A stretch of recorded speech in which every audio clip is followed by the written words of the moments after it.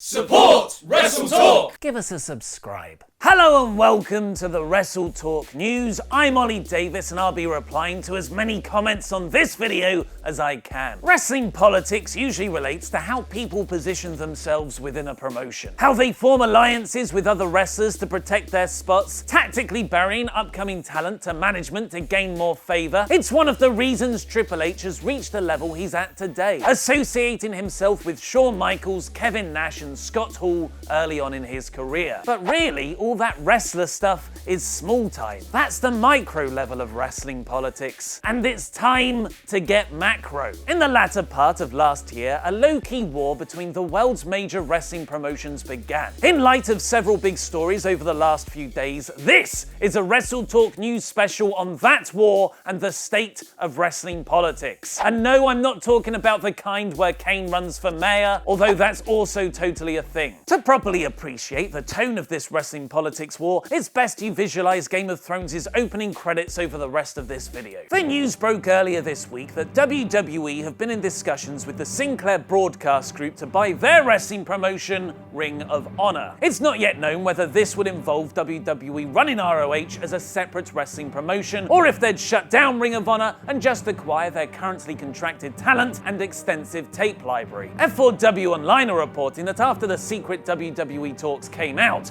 ROH COO Joe Koff has told talent the discussions only regard licensing old footage from their library. This makes sense, as many top WWE stars like Kevin Owens, Cesaro and Sami Zayn spent significant time in ROH. But the possibility of WWE completely purchasing Ring of Honor can't be ruled out. And that's where the wrestling geopolitics gets really interesting. For the sake of oversimplification, imagine there are two warring sides in professional wrestling. In the red corner, we have the world's biggest promotion by a long, long way, WWE. In the blue corner stands the recently rejuvenated TNA Impact Wrestling following their acquisition by Anthem Sports and Entertainment earlier this year. The last several months have seen various promotions align with one or the other, seemingly in response to a move made late last year. Last October, major UK television channel ITV announced they were bringing back World of Sport, a beloved professional wrestling show that ran between 1965 to 1985, making names out of Adrian Street, Mick McManus, the Dynamite Kid and more. It was for a one-off special on New Year's Eve on which Jim Ross would be doing commentary. Reportedly worried by the move, as World of Sport being on ITV would have many times more the exposure of Raw or SmackDown in the UK, WWE quickly announced their UK Championship tournament to run over 2 nights in January. A rush to sign various independent wrestlers in the country ensued, with WWE seemingly trying to limit the talent pool from which World of Sport could draw. WWE also strengthened their working relationships with British Indies Progress and ICW. There have been reports that both promotions are in talks to have their shows featured on the WWE network. Now, just 2 days after news broke that WWE are trying to buy Ring of Honor, one of their closest North American rivals, Vince McMahon's only other serious competitor in the US, TNA Impact Wrestling,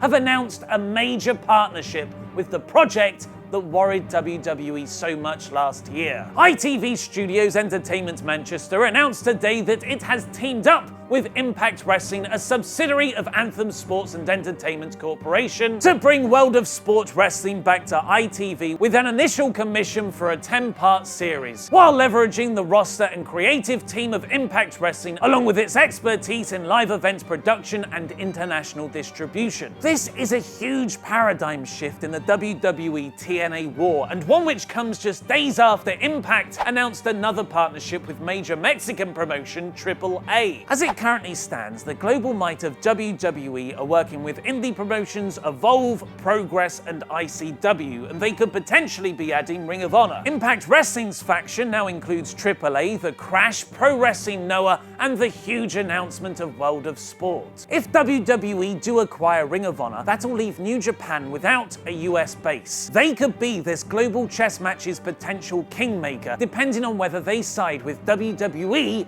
or TNA. Find out all the details on when WWE's secret ROH talks began and learn which Raw stars might be jumping over to the SmackDown brand. Click the videos to the left and press subscribe. I've been Ollie Davis and winter is coming.